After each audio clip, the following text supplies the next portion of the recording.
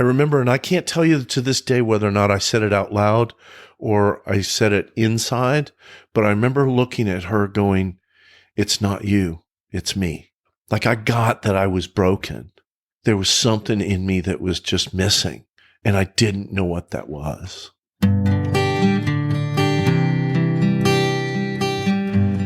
Well, hello, friends of Bill W. and other friends. You have landed on Sober Speak. My name is John M. I am an alcoholic, and we are glad you are all here, especially newcomers. Newcomers, that is, both to recovery as a whole and newcomers to this podcast. Sober Speak is a podcast about recovery centered around the 12 steps of Alcoholics Anonymous. My job here on Sober Speak is simple. My job is to provide a platform to the amazing stories of recovery all around us. Consider Sober Speak, if you will, your meeting between meetings. Please remember, we do not speak for AA or any 12-step community. We represent only ourselves. We are here to share our experience, strength, and hope with those who wish to come along for the ride. Take what you want and leave the rest at the curb for the trash man to pick up. That was the voice of Mr. Tim F.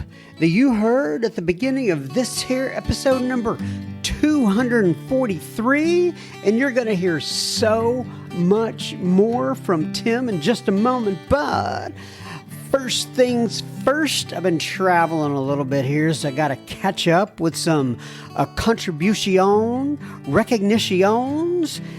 This episode is being brought to you by Catherine, Kate, Mara, David, Marie, Bill, Brian, Michelle, Anna, Terry, Kurt, and Todd.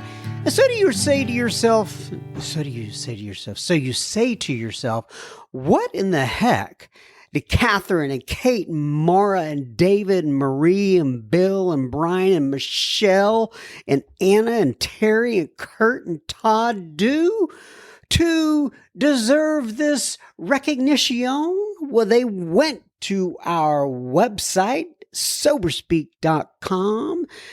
They clicked on the little yellow donate tab and they made a contribution. So thank you so much again, Catherine and Kate and Mara and David and Marie and Bill and Brian and Michelle and Anna and Terry and Kurt and Todd.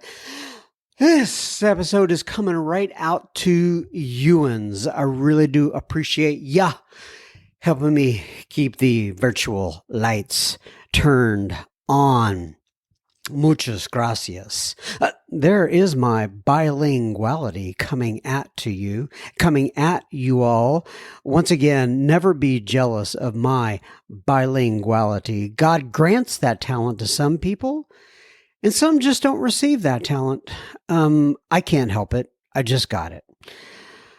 Let's move on here. What are we going to... Oh, I meant to tell you, I sent out a post this week, and I thought it was very interesting. And what I mean by that is the title of the post was a Step 10 post. It's some questions for Step 10 to ask yourself and such. And I sent it out, and I had many people email me back immediately, and I appreciate everyone who did. And they said, this is Step 11, not Step 10. And really what had happened is I had a listener who wrote the article. I put it out there. I didn't do my due diligence well enough, but it was kind of a combo of both Step 10 and Step 11 questions to ask ourselves both during the day and when we retire at night and all those sorts of things. And so I just found it very cool that we have such a sophisticated audience that they would know the differences of what questions are on page 84 and 85 versus 80, Yeah, 83, 84 versus 85 and 86.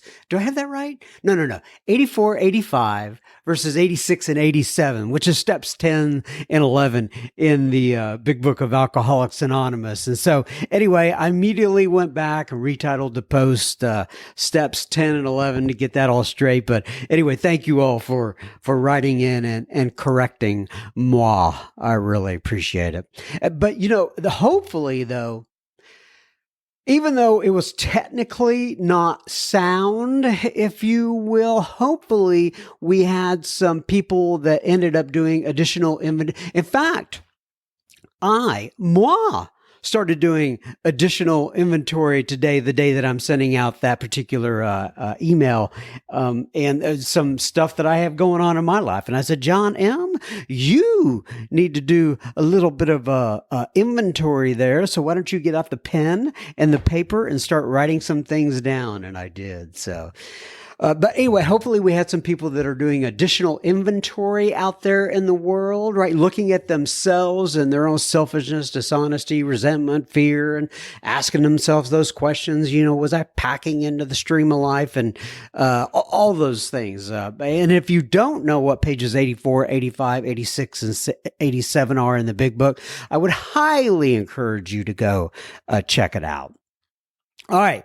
Let's get on to a little bit of, I want because we have so much listener feedback on the end, I decided to put some of this on the front end of the podcast today. And Carol posted this in the super secret Facebook group. By the way, if you are not in the super secret Facebook group and you would like to be there, please go to your Facebook application, look up Sober Speak Secret Group, and ask for admission into that group, and we will get you in there. It's a very low bar. All right, so come on in. So Carol is in the super duper secret Facebook group. And she posted this in there. She said it was regarding a post in the group about KCW's episode. That is episode number 240. It's called Topic Wheel. And Carol posted in there, she said, this was a great episode. I listened to this episode several times and chuckled out loud listening to Casey share about the trailer, which is where we meet for our meetings here in the area, and the spinning wheel. And we had some fun talking about that. So if you haven't heard KCW on episode number 240, I would suggest it. By the way, I went ahead and texted you, Casey, after I read that, and I said, Carol said that she listened to your episode several times. I told Casey that she must have been extremely bored because we had so many other episodes to listen to, but I guess Casey caught her attention somehow. I mean, very bored. Who would want to listen to Casey several times over? You know what I mean? We're very close. I'm just kidding. Anyway, Steve R. actually posts in the super secret Facebook group. He's one of the guys. We have so many people in there. I've talked about it before who post on a daily basis, and they put all kinds of great information in there. This one kind of caught my attention this week. And it says, this is a quote from the Big Book, page 95. It says, keep in mind, this was written in the 1930s, right? But if he is not interested in your solution, if he expects you to act only as a banker for his financial difficulties or nurse for his sprees, you may have to drop him until he changes his mind.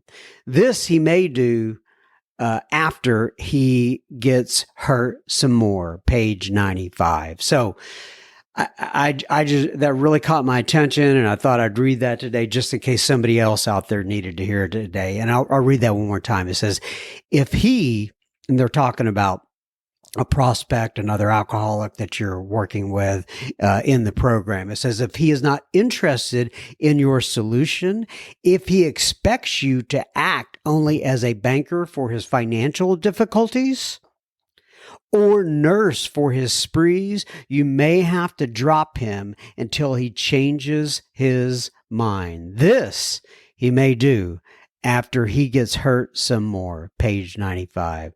Sad but true. And then Steve ends it with help one, save two, happy Friday.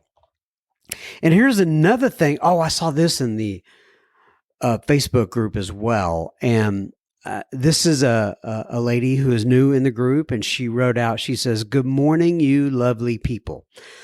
I'm not feeling," her name is Haley, by the way. I should have said that up front. Haley posted, "Good morning, you lovely people. I'm not feeling it today. I'm all emotional and all over the place.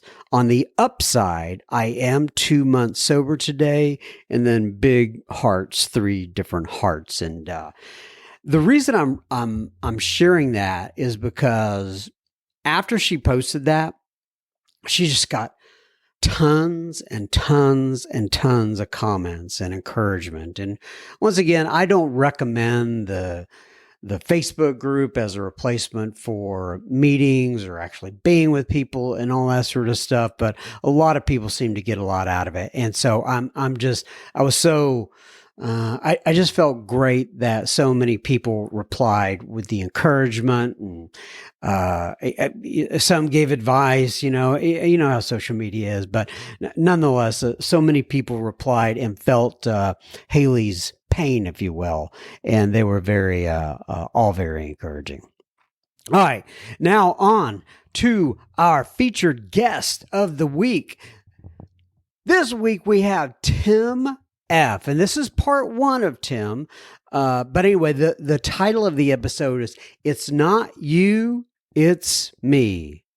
Great title. I love that. And he actually says that during the episode.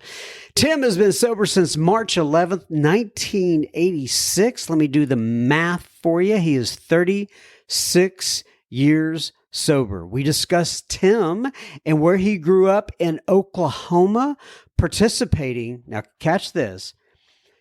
In Oklahoma, participating in his younger days in both baseball and ballet. Yes, both of those in Oklahoma. Quite a combination. We talk about the death of Tim's father and how that was a pivotal point in his life. And we talk about much more. And keep in mind, you will notice at the end of this episode, I cut it off and then we resume next week with Tim's story after he got sober. So this is kind of a before he got sober. Next week's going to be after Tim gets sober. So buckle up, everybody. Enjoy the ride. And keep in mind that we indeed will have plenty of listener feedback at the end of this episode that I need to get caught up on. Enjoy Tim. All right, everybody. So today we are sitting here with my friend, Mr. Tim F. So Tim, why don't you go ahead, introduce yourself, give your sobriety date if you wish, and tell people where you live, please. Hi, everybody. My name's Tim F., and I'm an alcoholic. I've been sober by the grace of God since March 11th of 1986. And the reason Tim kind of paused there as he's saying his name is because everybody around here knows Tim by his last name. It kind of like it just and most people know me by my last name as well. But we try to respect best we can the traditions of Alcoholics Anonymous and not give our last name at the level of press, radio, or film. And even though they didn't have the term podcast back in the 1950s, This is still what you would refer to as internet radio. So that's why the pause there. And you didn't say where you live, though, I don't think. No, we're in Frisco, Texas. Yeah, but do you live in Frisco, Texas? I do. Okay, I didn't. Tim and I know each other, but I didn't know where. I thought maybe you lived down in Texas or down in, Dallas or something like that. Frisco. All right. So Tim and I have known each other for 15 years or so, something probably, like that. Yeah, we attend the same meeting, the Frisco group of Alcoholics Anonymous here in Frisco, Texas.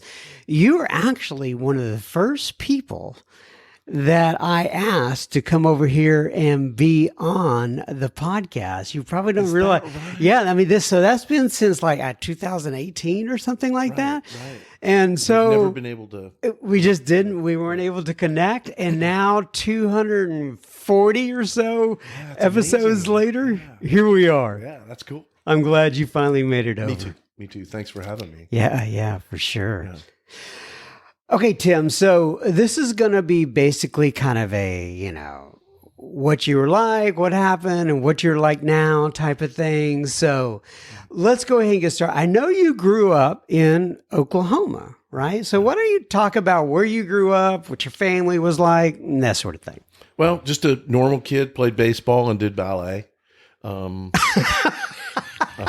I know that always shocks people because I'm not the lightest individual now. It was a few cheeseburgers ago, but I grew up in Oklahoma. Both my mother and father, and I had a sister and a brother, but I was kind of like an only child. What do you mean?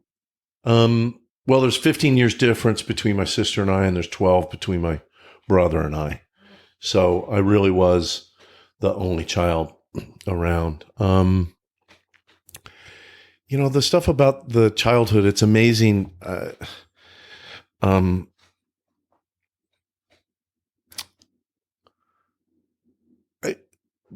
my parents grew up in the Depression. They did the best they could. This is not about blaming them at all. They, I don't know what to say. I've told my story a ton of times, but it's amazing how much my parents have changed over the years that I've been sober. That's why I pause a bit, because they were terrific people. And I used to joke that I didn't get the book to life, but I did. I just didn't read it. And I certainly didn't follow the rules, right? Mm-hmm. I mean, they did the very best they could, right? And it's hard being a parent.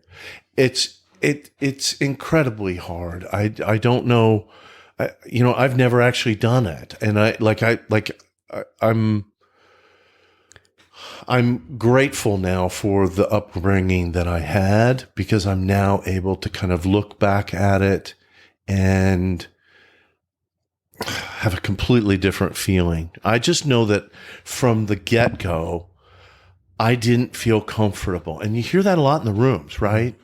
It just didn't look like what I was experiencing was exactly what you were experiencing. I was always judging my insides by your outsides, and I lost every time. It's a classic saying in AA, right?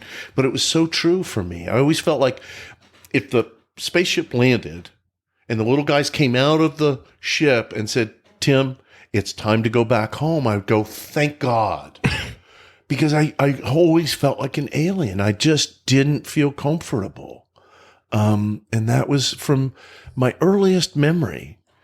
As far as my relationship with alcohol, that's also, just real quick. Yeah. You said you played baseball and you were in ballet at the time, and you were in Oklahoma. So how does, that you didn't don't play really, well. right. Yeah, that didn't play well. I was actually in Jenks, Oklahoma, right? And, this is years ago. So kids used to tie their horses up on the other side of the levee. I mean, it was pretty kind of, when I showed up from a little Catholic school and I walked in the first day in my little polyester shirt and pants, I was like, oh, I'm going to get killed.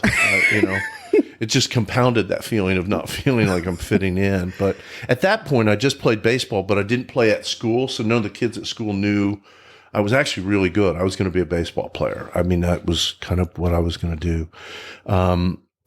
But the ballet is really my sister's fault. Your sister's fault. Yeah. She was a PE teacher. She was a phys ed teacher. And the teachers that I ended up having gave a lecture demonstration at school where they talked about sports, and they had a young men's class that would help kids in sports. So these kids that were doing soccer and all that kind of stuff helped with coordination. You did a basic ballet bar, which developed muscles, and then you did push-ups and chin-ups and all kinds of other exercises. And it helped me in my ballet. And, so she asked me if I wanted to go try out for a scholarship, and I ended up getting a scholarship. And what ended up happening was I ended up choosing ballet as a career, right? Which was fine at the school until I had a teacher in 5th or 6th grade that decided to tell the class that I was in the Nutcracker, which that didn't play well. Now, were there many male ballet students in Oklahoma in your area? Ironically, that school was quite a prestigious school, and when I later went to New York on scholarship at the School of American Ballet, which is the official school for New York City Ballet, there were 5 or 6 other guys in that class on scholarship from my school from Tulsa, Oklahoma. Wow. I had a class where years later I taught, and I had 22 young boys. I had a Episcopal priest who sent the whole soccer team. It was a private school, sent the whole soccer team, and they won like a ton of medals that year. I mean, because they came and they did some cross training, as it's called now, right? But yeah. Anyway. Okay, so you're in ballet. You're in school. It looks like it, and like you said, You know, you're in defense of other people. If you're trying to fit in, I never really did try to fit in, and wondered why I didn't fit in. Right? Did that make any sense, John? Yes, it did. Unfortunately for me, yeah, probably. right. God, keep coming back. But yeah. So I took you off track. So you were kind of getting there toward the end of school, I guess. Well, so I start doing ballet, and I start doing it more and more, and I gave up baseball. And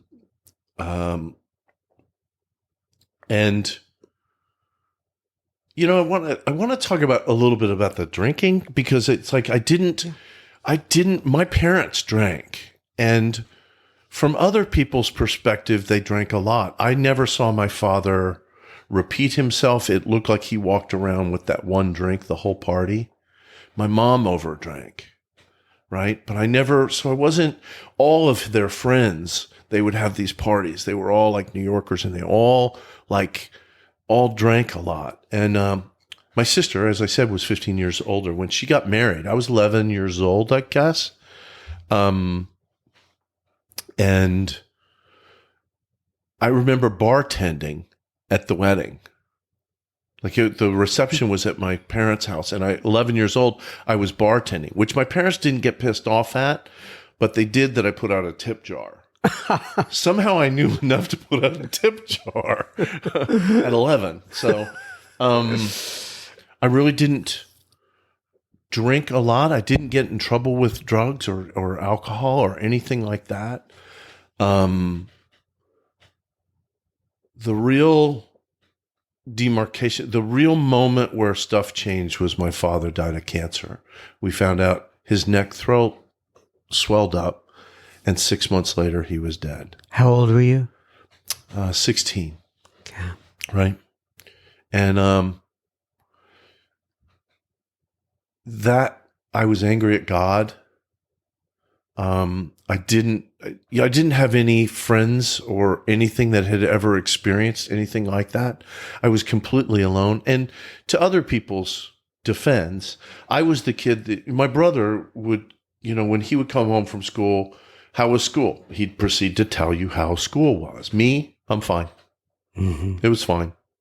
I didn't understand feelings. I didn't know how to express myself. I was just void in that area. And at that point, I was going through some grief that I had no idea what I was going through. Right. But that's the moment I chose to, I look back and I rebelled. Right. Cut to, I'll skip a lot of stuff, but cut to a year later,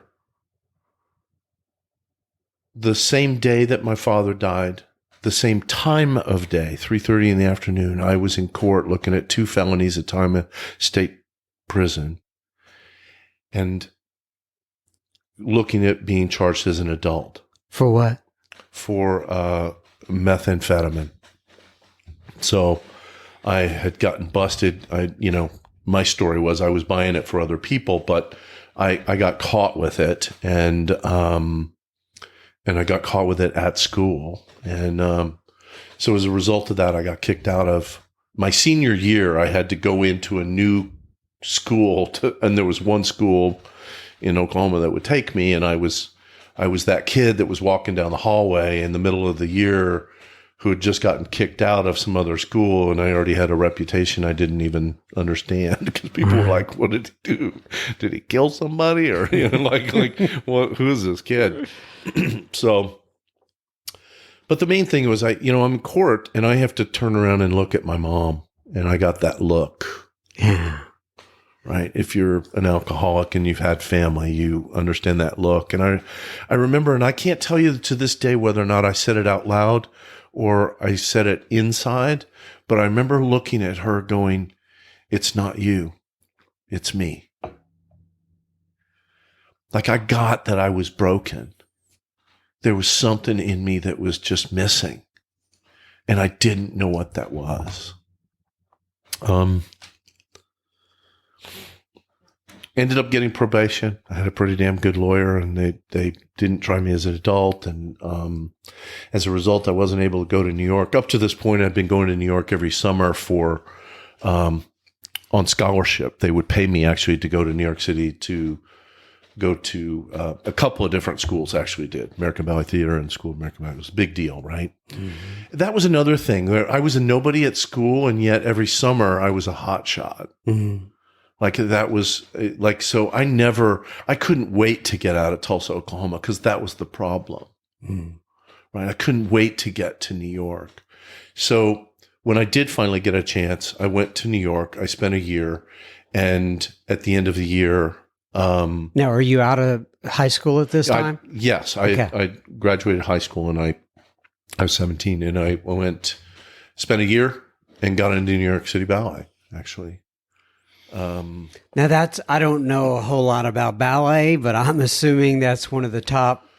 It's kind of a big deal. I mean, it's a big deal. I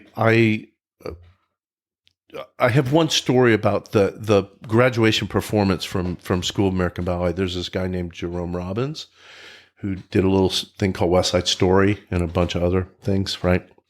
He had a ballet called Interplay, and we were asked to perform Interplay, and we did, and it was a huge success. And we were also asked to perform with New York City Ballet at the school kids. It was 4 guys. There were 2 other guys that I ran around with that I called us the Goombas. We ran around, and like 3 of us together were like a whole person. And looking back, you know what I mean? Like emotionally, like the 3 of us, because we were just like, like we had nothing going on emotionally or in maturity, right? And we all drank every night. Right? I was a daily drinker at this point. So we got asked to perform with New York City Ballet, and the performance was on the anniversary of my mom and dad's wedding. So it was their wedding anniversary. My mom was in the audience. This is New York City at the New York State Theater, which is now called the Koch Theater, which is not too ironic, but I know the spelling's different. But, Yeah, right. It was a standing ovation, and I remember standing outside the curtain with 3 other guys, and people were throwing roses. It's a big deal, and I remember standing there thinking they're going to find out that I'm not this good. I always felt like a fraud. I always felt like I was an imposter or something, that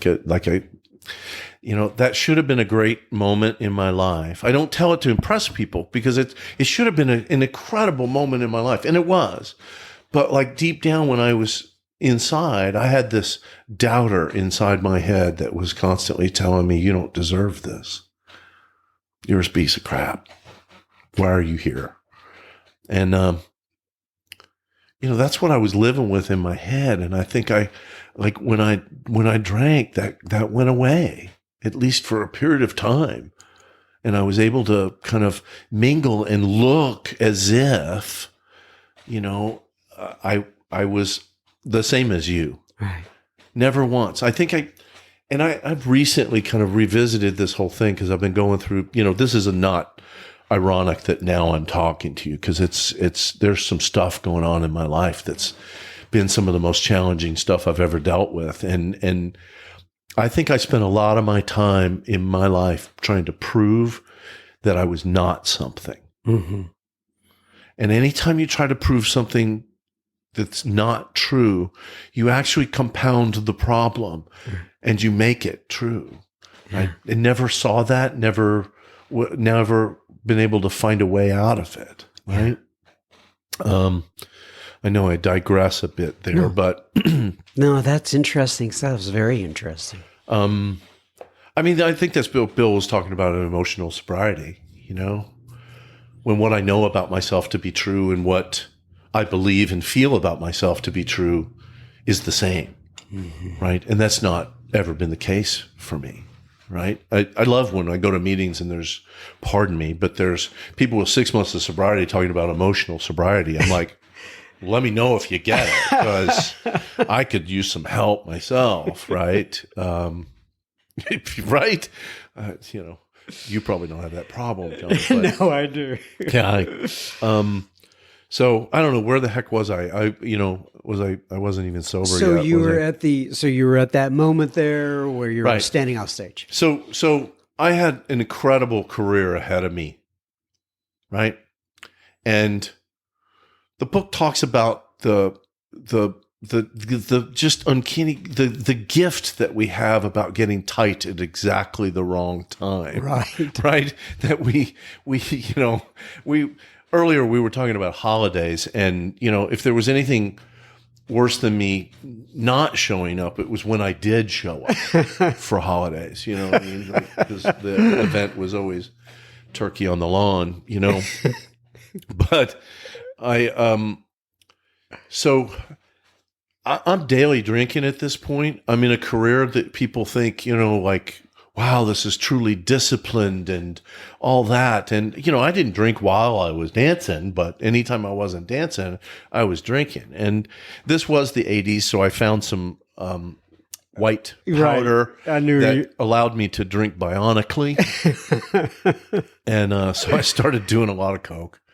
And bionically. Yes, it is. Well, I was able to. It was my way of controlling my drinking, because I would get what I call double drunk, because I'd get drunk and then I'd do some blow and then I'd keep drinking. Right, and you'd have to do the drinking to bring you down and all that. And they were trying to give me chances, and I was missing performances. I mean, they have a sign-in sheet, basically, because of me. There's another guy that thinks it was him, but it was me. I'm serious. It's a heart attack, because they had to make sure there's a sign-in sheet that makes sure you're there at half hour, so all the performers are there. Because I would miss performances. I missed like a couple of Christmas Eves in a row. Oh no!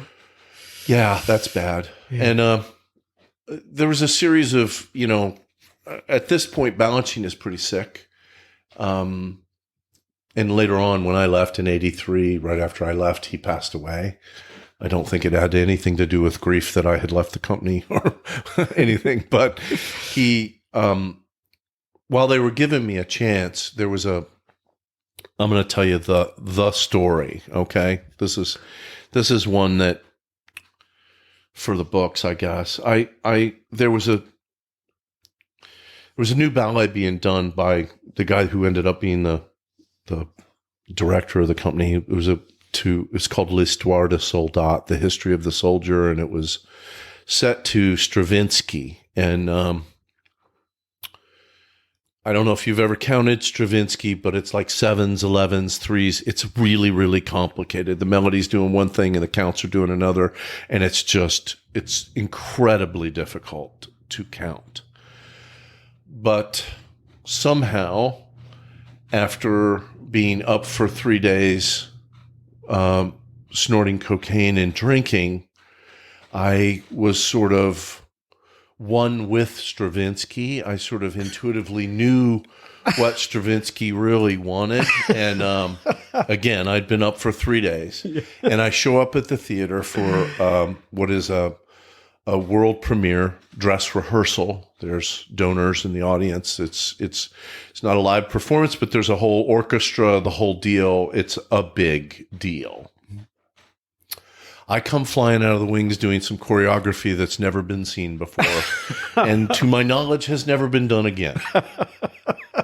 They didn't appreciate it. Yeah, but I was facing the wrong way. And at that point, the voice of the ballet mistress came over the speaker saying basically what's going on. And I said, the classic line of the alcoholic is, I got it this time. I got this. So I go back into, so you have to understand the whole orchestra has just stopped. That doesn't happen, right? So I go back into the wings. I come out and I give it my best shot, and it's still really, really bad. And I'm leading a regiment of like 12 other guys. And they're like, when I stop, they're all like, banging into each other, and it's an event, okay? Oh, no. And I'm real grateful there's like no video of this, because this is early, this Right. is, yeah, because truly that would have, I'm thinking it would have been viral, but and I'm real grateful that's not the case. And again, this is my recollection after being up for 3 days. So they stop the orchestra again. I go back into the wings. They do it a third time. At this point, there's members that I know in the orchestra that play violin that were standing on their chairs in the orchestra pit, looking up over the edge of the stage to see what to see what I was doing on stage. Right? Oops. No, you're fine. Yeah. And so what happened was that didn't go any better, and the ballet mistress came down through the orchestra, up through backstage, and all the way out onto the stage, to the center of the stage, to stand in front of me. And then she took 2 steps back because she smelled me. And I had always thought vodka didn't smell, but apparently It does. Apparently it does. So she looked at me and said, Tim, we can't use you in this condition. And I said, I understand. And I turned and I walked. You also have to understand that the music is piped through speakers into all of the dressing rooms and throughout the whole theater. So everybody that was not on stage, part of this one ballet, everybody was hearing what was going on in their dressing rooms. And after the first time, they all had piled up onto stage to see what was going on. So everybody in the company was standing in the wings while I had to walk off stage and walk through them. Now, I had been up for 3 days drinking and snorting cocaine. And what I did was I went home and I took a nap for an hour and a half, and I got up and I went to the bar and I got drunk. I did the very same thing that got me in trouble in the first place, never understanding that. It was just what I did. And I'd love to tell you that moment made a difference. Ultimately, maybe it did, but I'd love to tell you that it made a difference, and I was so utterly embarrassed and degraded that I definitely quit drinking, but I had 4 more years of hopeless, horrible drinking to go through, right? Right. So let's move forward a little bit then. Let's get sober. Yeah, well, yeah. So let's talk about your first meeting and where it was and how you found it. Okay, so 4 years later, I took a leave of absence. I went back to Oklahoma, and I was dancing in Oklahoma. I tried to control my drinking. I got 2 DUIs while I was controlling my drinking. My drinking took off because I actually quit cocaine 2 years before I ever quit drinking. So when I no longer had any sort of throttle or governor on my drinking just took off. And I would do this thing where I think it's called warehousing, where I couldn't tell you if it was the second drink or the 10th drink that I was going to go into a blackout. What do you call that? Warehousing? I don't know. There's this thing Yeah. where it's like, like it could happen at any moment, Right. but you don't know which drink it's going to be. Yeah, I Right. guess because I've had so much in my system, right? Anyway, I tried to control my drinking. My drinking's out of this world, and during this time, a buddy of mine,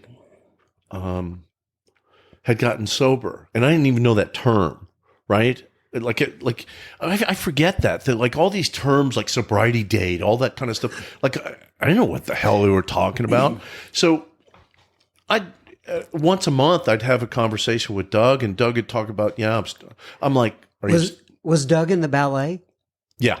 Okay, so he was a buddy in the ballet. Yeah, he was one of the Goombas. Like we were, like he drank like me, right? Okay, so he's getting sober. He's getting sober. So you're going, well, Doug had a problem. So not you. yeah, no.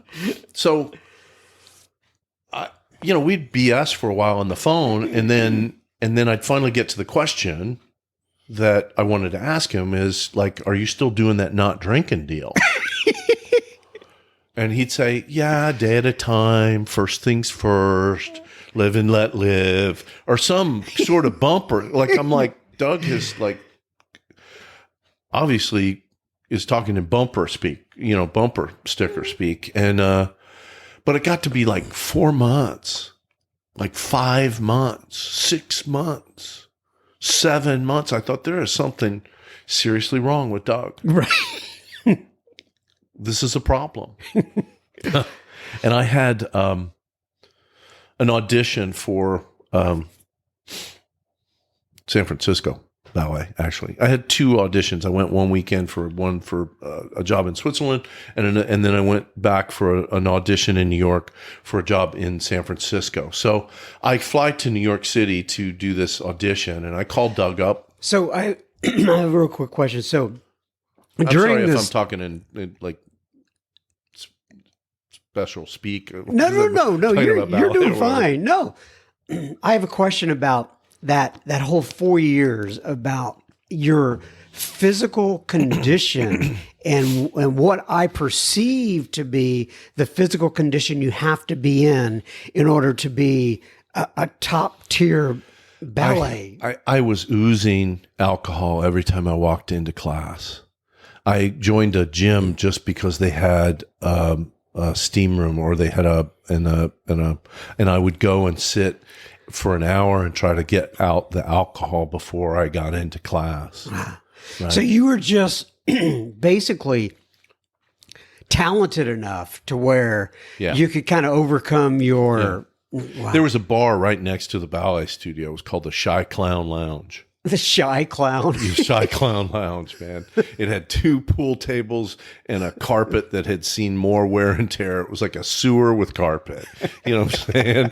It was just perfect. It was home on Sunday. Like that was church on Sunday morning, right? That's with a pool table and, yeah. But what a dichotomy, right? I mean, you're living this life of, being in these really extravagant ballets, and it's really awkward when the principal dancer of the company in Oklahoma, they would print your name in the paper when you got a DUI. Oh. Yeah, that was awkward. That was a bit awkward. They didn't like that.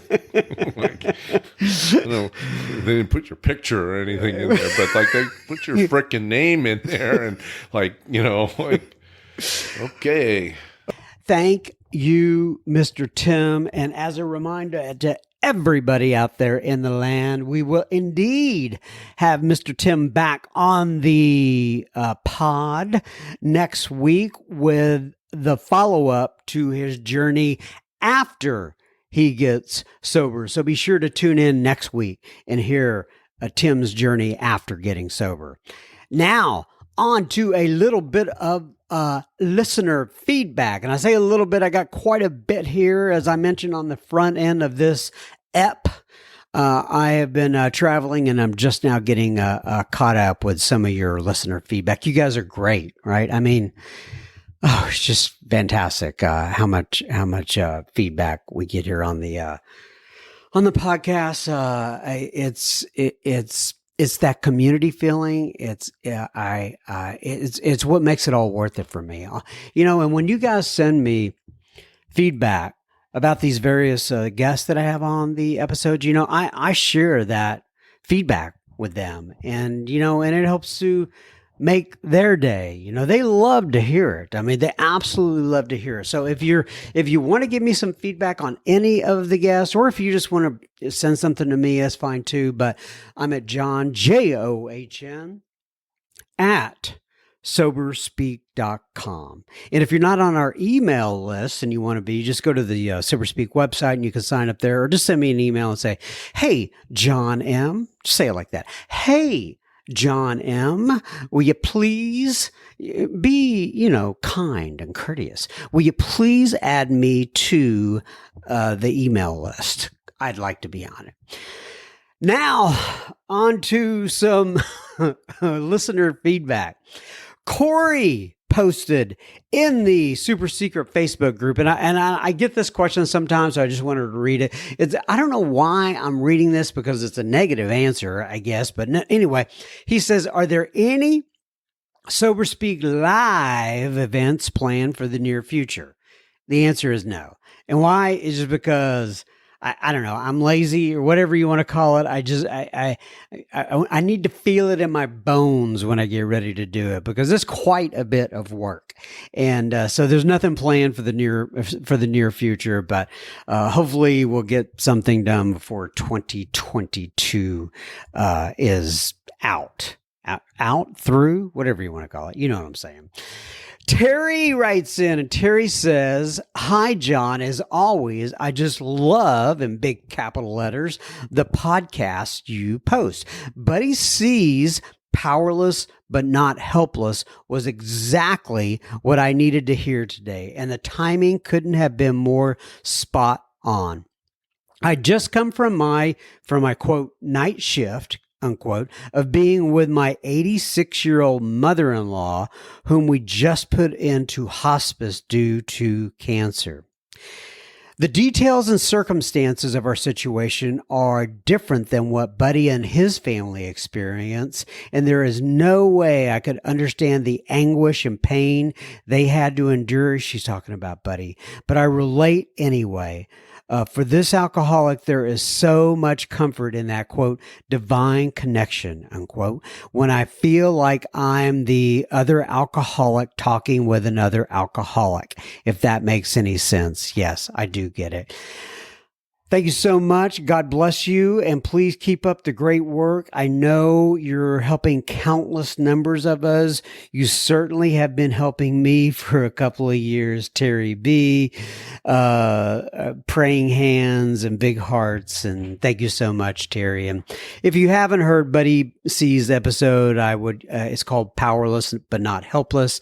I would go back and listen to that. And what she's talking about is the circumstances with Buddy and his family and his son. And I'm not going to retell it here, but there's tragedy there. There's spiritual lessons there. There's hope there. And I would highly recommend you go back and listen to that. Andrew writes in and he says, "Hi, John. I just want to thank you for your service and your positivity." He's got big capital Y's on all the U's and the yours. And he says, "I listen to Ya with a big Y-A with a big capital Y every week on my travels, and it helps me stay connected to the program. I accidentally somehow clicked on one of your recordings on the weekend. I just want you to know that you are not alone being an emotional guy. I am too. The recording was something I needed to hear. I needed to feel things as well. Your gratitude was very much felt by me." And then he says, "Enough of this sappy stuff. You're doing a great job." He has like a big peace sign with two fingers holding up. Not the peace sign like I want to make sure you have the proper emoji in your mind here. So there are the peace sign where, it's like the kind of the hippie peace sign. And then there's the peace sign where you hold up two fingers with your hand. Well, it's Chris, the emoji with the two fingers and a hand, peace sign. I want to make sure you have the proper emoji. So anyway, Andrew, thank you for writing that in. I think what he landed on was, an episode I put out one night after just having a great day, in the program of Alcoholics Anonymous. And I don't even remember what I call it, just rambling thoughts or something like that. I don't know what episode it is or anything like that, but it was only like, 4 or 5 minutes long. And thank you, Andrew, for writing in. I appreciate you.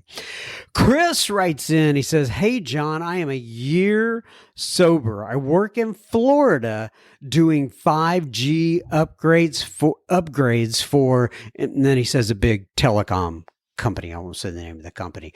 He said, I found you while I was in jail and listened to over 50 hours of Matthew M., Bill C., Reno John, Marine Recon, that's Bob, Marine Recon, many times, Jimmy D, and others.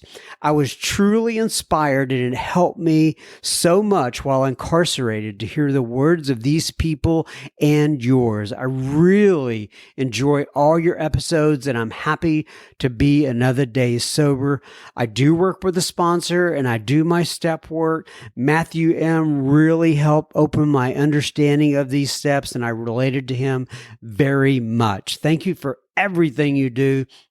And I look forward to more episodes and listening in. Chris M. Chris M., God bless you. As you know, I sent your feedback on to several of these folks. One person in particular wanted me to copy you and communicate with you. Who was it? It was Jimmy D. Yeah, Jimmy D. wanted to have a conversation with you. And gosh, and that this also, it's let me know. I've had a lot of these emails lately with some folks being incarcerated, and when they get out, they're able to email me. And if you're out there and you're incarcerated and you're listening to this, God bless you. You can't see me right now, but I'm closing my eyes. I'm putting my hands together. I'm in a kneeling position, and I'm just, I'm thinking of you. I love you. We love you. We want you in Alcoholics Anonymous. We're here, not only for now, but for when you get out, and please look us up. Anyway, I just went off the cuff on that. And so anyway, Chris M., thank you for writing in. Thank you for all your very kind words. Keep me posted. Bob writes in, and Bob says, "Hi, John. I wasn't expecting a note," he said, "from the big man himself." He had made a little contribution, and I just sent a little note out just saying thanks. That's all. And he says, "I go by Bob. In the rooms, I'm Bob G, and my sobriety date is 9/25/2014. So that's interesting. So your real name is Bob, but in the rooms you go by Bob G. And I guess that means, like, you think you would abbreviate a name coming into Alcoholics and anyway, but it gets longer because we go by the last initials. And I'm digressing. You have to realize that what's going on in my brain right now is probably not right. And I don't want to go back and edit this out. So you're just stuck with it. I'm so sorry. Anyway, my sobriety date is 9/25/2014. I decided to retire from drinking after a fine run of 40 plus years. And it wasn't so fine anymore. I get you. He says, many folks understand, quote, "I was sick and tired of being sick and tired," unquote. Yes. Many folks do understand that, Bob. He says, "The best thing I've ever done. I'm so incredibly grateful to my higher power and all of the fine folks in the rooms of Alcoholics Anonymous. I live in beautiful Pataskala." Oh. And then he says right after that, try to say this word 10 times very quickly. I'm going to say it's Pataskala, Ohio. Pataskala? Anyway, Ohio. And it's 25 minutes or so from downtown Columbus, home to, quote, "the Ohio State Buckeyes." He says, I was looking for recovery podcasts, which is an entirely new experience for me. He says, put it this way. Remember when color TVs came out? Sony Walkmans were cutting edge. That's where I am technology wise. Well, it looked like you're catching up, Bob. He says, anyway, I started looking for recovery podcasts and I wasn't really enjoying what I was hearing. Then I heard a guy who I thought was higher than a kite, really. I think he's talking about me, but let's read on here. Listening to him harken me back to the nights of someone twirling around a boombox on a pitch black summer night playing Dark Side of the Moon. Oh, I love Dark Side of the Moon. While the rest of us were staring into the blackness in a zombie-like state of euphoria, just saying, oh, wow, man, this is so awesome. I've been there, Bob. I think I've been the guy saying, oh, wow, man, this is so awesome, too. Oh, dark. Oh, so now I'm going to be singing Dark Side of the Moon, the Fly in the Floyd for the rest of the day. We'll see you on the dark side of the moon. Anyway, you know, I kind of combined Tony Bennett and Pink Floyd there for just a moment. And why I did that, I have no idea. But nonetheless, he said, sure had a lot of, quote, fun, unquote, and memorable times, but there is no going back. I get it, Bob. Those days and nights are behind me. I know if I ever try to capture that euphoria again, it will kill me. I get it. Gosh, do I get it. So after listening to this crazy man for a quick minute, I was convinced this guy was still living that life and I was about to move on when a voice from the rooms whispered very quietly to me, quote, don't be too quick to judge, give him a chance, unquote. Well, thanks. I'm glad that voice came in. He says, so I did. And I heard a wonderful recovery story and laughed quite a bit. I have listened to him quite a few more episodes since and have only heard one episode that didn't resonate with me. But hey, that's going to happen. Pretty awesome track record.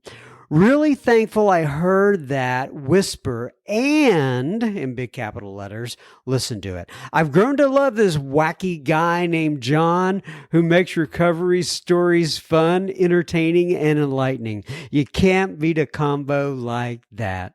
The only way I can repay my higher power for his gift is for me to try and pass it on and pay it forward. We stand on the shoulders of all who came before us and left us an awesome program and traditions. That's right, Bob. I want to be those shoulders someday for someone else to stand on down the road. So tossing a few bucks in the hat that he gave me anyway just seemed to be the right thing to do. Thanks again, and thanks for the thanks, John. Keep up the good work. Thanks for being you. God bless you, Bob.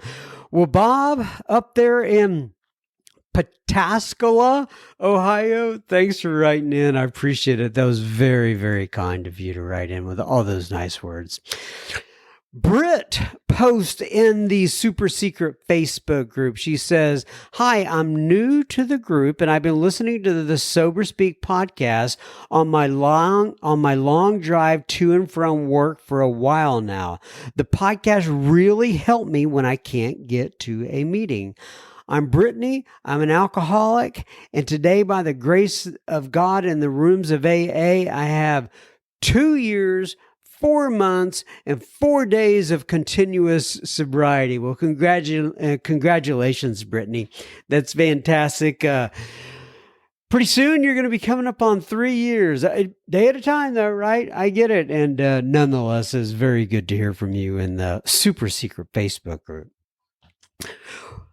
Ryan writes in, he says, hey, John, I live in Twin Cities, Minnesota. I love the podcast. If I recall correctly, my wife told me about it. Been listening to it for probably 3 or 4 months now. I can't recall the names of my favorite presenters, but I do know one of them is a retired lawyer from Texas, and the guy named Chicago Phil also was great. Maybe Don J too.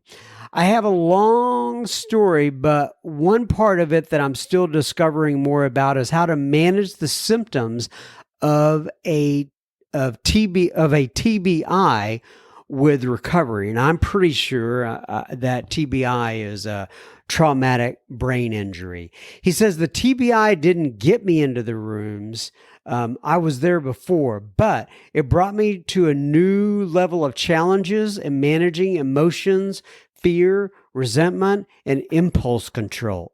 Taking a deep dive into wiring what's underneath it all, as well as slowing down those emotions so I can make a good decision. And that's what is paying off. I love hearing you and your guests for my meeting between meetings. His name is Ryan P. And then I have all of his contact information here, but I am probably not going to read that on the air to keep it anonymous for him. Thank you for writing in, Ryan. I appreciate you. Elizabeth writes in and she says, "Hi, John. My name is Elizabeth B., and I am in the Pacific Northwest. A few AAers called me, quote, a COVID baby because I got sobered in the middle, I hope, of the pandemic. My sober date is September 23rd, 2020, and I have been blessed with a network of support and love throughout my recovery, which I know not everyone has. Anywho," she says, because of my COVID baby status, I entered AA. I entered the AA world where almost everything was online. I've probably only been to about 10 in-person meetings. This past January, I started a new job that necessitates my being out of my home almost 12 hours a day. I was very concerned about my program, and I would no longer be able to attend my daily home group meetings. And I get home so late that I only have about 2 hours to do, quote, regular life, unquote. Enter Sober Speak. I listen to this podcast almost every day on my way into work and then home again. And I have found it very inspiring and a fantastic way for me to keep my recovery on the forefront of my mind. I know I have nothing without my sobriety. I enjoy all of the speakers, and in particular, I like it when I can hear something about what it's like in early sobriety. Someday I hope to have the years that so many of your guests have, but I also love to hear from people like me who are still, and always will be, I guess, figuring it out. Yes, we're always trying to figure it out, Elizabeth. She says, "Thank you for this podcast and everything you do. If I can't be in a meeting, I am appreciative that I can hear the voices of my fellow travelers and feel a part of the fellowship to whom I owe so much. Very best, Elizabeth." Oh, Elizabeth, very, very nice of you to write in. I appreciate you, and keep well up there, you COVID baby in the Pacific Northwest. I appreciate it. Maura writes in. And so why did I pause there? Because she's Maura, and I'm thinking if she married somebody named Lessa, you could be Maura and Lessa. But that would be, or if you have a sister named Lessa, "Hi, this is Maura and this is Lessa." But nonetheless, I digress is normal. I'm so sorry, Maura, and you're a very sweet person. And there I go, just making fun of your name. It's not about you, it's about me and my crazy brain and where it goes. But nonetheless, Maura writes in and she says, "Hi, John. I love your podcast. It's great service work. I've listened to it a year or two ago and somehow lost track of it. And now I'm listening again daily. I love," in big capital letters, "everyone you get, and I've heard many of these members multiple times in Zoom meetings, workshops, and other podcasts. I love that you find all the speakers who are carrying the heart of the AA message. Work the steps, find God, be free. I hope I can carry that message of hope from a longer term sober place soon." Well, you're carrying it right now, Maura. She says, but I carry it from where I am in my sobriety. Yes, you do, which is all I can do at this point. Sobercast also has a lot of good speakers on it, as I'm sure you know as well. Yes, I've listened to that podcast as well. They do a good job. She says, "I have been a member of Alcoholics Anonymous since 1987. I was 22 years old. Was sober 7 years at my longest stretch, very involved in AA in the late 80s and early 90s, and then I was in and out hoping that I was a social drinker, carrying on with my life and getting by. I came back into recovery in 2016, but still have struggled 6 months, 3 months, 3 months, etc. And I'm a real alcoholic, and I'm grateful that I finally know that. I owe God and AA and its members of my life, and God hasn't given up on me yet. He never does he, Maura? I'm looking for a sponsor who can take me through the steps again right now, and I'm in an 8-week relapse prevention program, a 12-step based recovery center here in Charlottesville, Virginia. I'm looking to build up a sober support around me and find a tribe, since I have not lived here long. My husband and I moved to Crozet, Virginia 1 year ago this month, but we have spent the majority of our lives in the Seattle, Tacoma, Washington area. We moved here to be near my son, who is actively serving in the U.S. Army and teaches at the JAG school, UVA, for the next couple of years. We have 5 of 9 of our grandchildren living by us now, all 8 years old and younger. This is probably more detail than you wanted, laugh out loud. I heard Buddy C recently on Sober Speak, and I love him. What a heart for service. I met him virtually through a Facebook group where we are both part of the 2016-2017 Recovery Elevator, and I can't wait to read his new book. We have some friends in common from that previous Facebook group. His transitions daily emails are so great. I'm blown away by Buddy and heartbroken for his recent loss. Same here, Maura. Someone else that I heard this week on Sober Speak shared a much needed message, and that seemed directly for me. That was Gary K. I'm not sure which one. He was teaching on step 1, and it blew my mind, and it's exactly what I needed to hear at the right moment, aka God's perfect timing. The part about problems and consequences, it woke me up, as I was extremely stuck in some job issues and some other things this week, and praying. God answered my prayer through Gary's message. The problem is only for me, untreated alcoholism.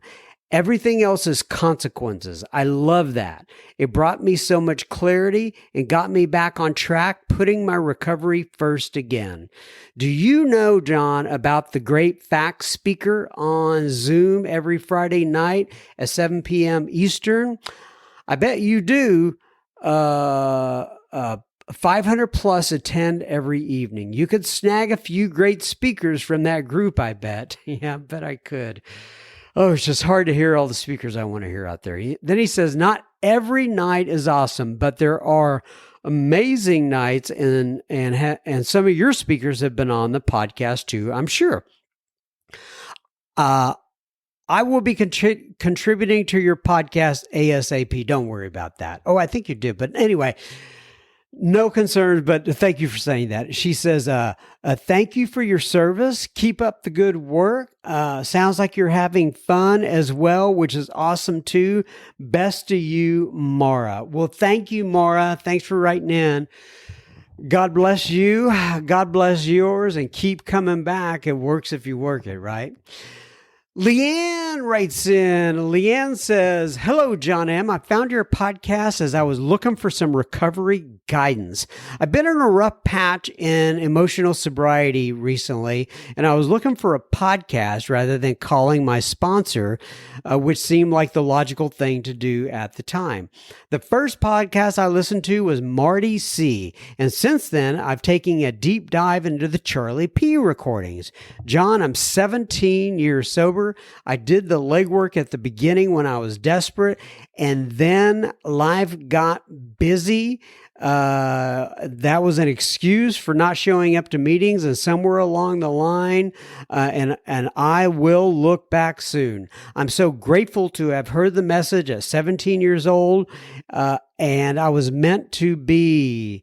My sobriety date is March 6, 2005. I'm from Burlington, Ontario, Canada, and I'm excited to see how this unfolds for me.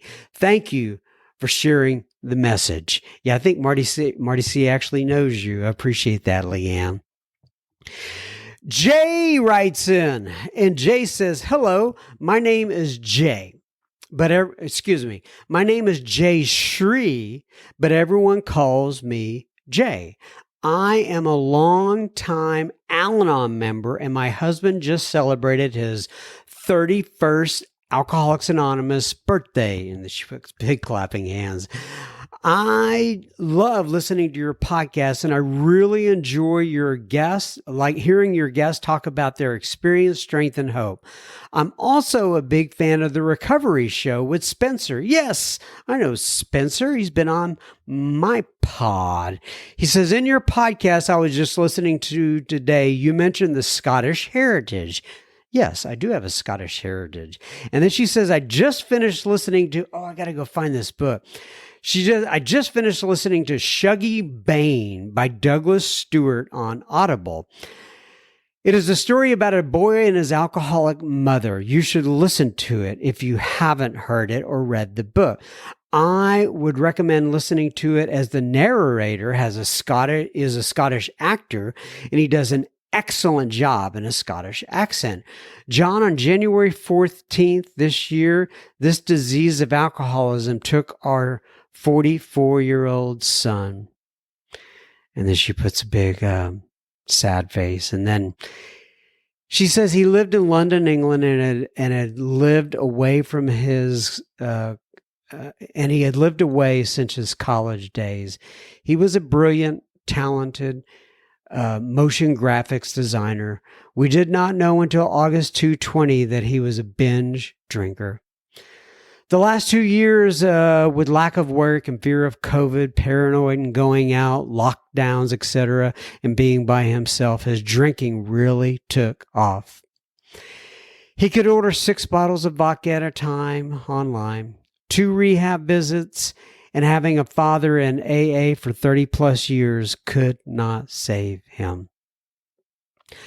We are so fortunate to have our respective fellowships to help us cope with this devastating loss. He was divorced and did not have any children. His friends held a memorial for him on Zoom. It was attended by 118 people. Everyone talked about what a kind-hearted, fun, loving, brilliant person he was, and how way ahead of his time in his field of work with over 1,000-watt smile. I miss my son, John, and a big sad face with a tear. Gosh, I bet you do. I bet you do, Jay. I can't even imagine. I'm so sorry. And she says, sorry to go on. You're not going on, Jay. You're not going on. I'm so glad you wrote in. But and hopefully this will help some people that are hearing this around the world. And she says, but I just wanted to tell you about Shuggy Bane. I get it. I'll have to look that up. She said, take care and keep up the good work. Much love in the fellowship. Regards, Jay. Well, Jay, much love back out to you. My prayers for you and your family, you and your husband. And once again, just thank you for being vulnerable and writing in. And I'm glad, like you said, that you have your programs, both of you, to help deal with that sort of devastating loss. And finally, an anonymous writer writes in. She did not want me to use her name, and I'm more than fine with that. She says, "Hi, John. My name is such and such. I am starting the journey of how to quit drinking right now. I'm a new mom, and I have postpartum depression. I have recently been trying for the last couple of months to quit or at least control my drinking. I haven't been very successful at it. I notice I can go days without alcohol, but when I do end up using it once in a while, it tends to take over and I go overboard. After its use, I feel sad, shame, anger, guilt, and don't know why I did drink. This addiction is impacting my life, my relationships, and my mental health." Well, sounds like you're in the right place there, anonymous person. She says, "We have removed alcohol from our house in the last couple of months. Whenever I have gone out with my friends, I go out and order drinks, and then I can't control how much I drink. Sometimes I hide my drinks, or very recently when I went to my parents' house or my brother-in-law's house, I went outside and sneaked a drink from the cabinets because I was feeling like drinking. This is not right, and it's not me. I never do that. This has really affected me and made me realize that something is wrong with me. Also, now we don't have alcohol at home, and sometimes I feel like quitting drinking, but I go out and I purchase alcohol from the store. I have noticed that I tend to only drink in the evenings. With COVID and being a new mom, I think this addiction has taken me over. I really want to control my life of addiction. I haven't been successful at it. All family members are concerned about me, and they have never seen me like this. Excuse me. I am really looking to get stronger, and I want to get hold of this addiction and not be scared. I have built fear around it, and I hate myself when I hate what I'm doing to myself." God, there's so many people that can relate to that. "Please help me with some resources and support." Well, and then she says, "Thank you." Well, what I did after she wrote in is I got her in touch with somebody else in our program, another woman in our program. I asked her if she wanted me to get her in touch with somebody. She said that she did. And so I was able to do that. And hopefully you all are on the path and everything is going well. I really haven't checked with somebody I know in the program, and I trust them very much. But do keep me posted. Anonymous person. Brian writes in, and Brian says, "Hey, I've been going back and listening to some old episodes. I just love it. I just listened to Chris M on episode 5. Awesome story." Yeah, so he was going back to the beginning, Mr. Brian D. And Chris M is awesome. I've asked him to come back several times. So far, he has not acquiesced, but I will keep trying because I think he's got even more of his story that he can share. But thanks for writing in, Brian.